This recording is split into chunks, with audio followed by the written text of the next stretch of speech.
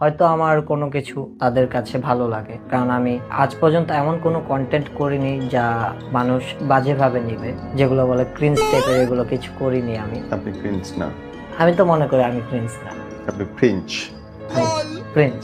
যেমন আপনার চুলের কালারটা খুব অত্যাধুনিক এবং একেবারেই সাধারণ না, এটা তো বিরাট রিস্কের ব্যাপার। ইউনিক। এটা কি কালার? এটা রোড ব্লু কালার। ওকে, মানে রাস্তার।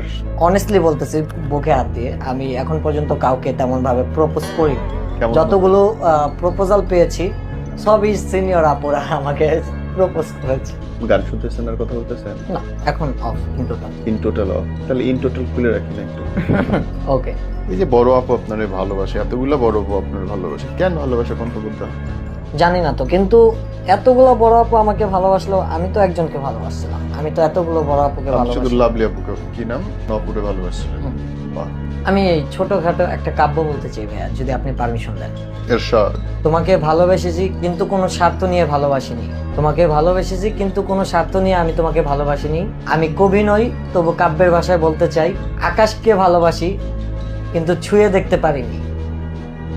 তুমিও তো আকাশের মতো একজন, তোমাকে হাজার চেষ্টা করার পরেও ধরে রাখতে পারিনি। বাহ বাহ।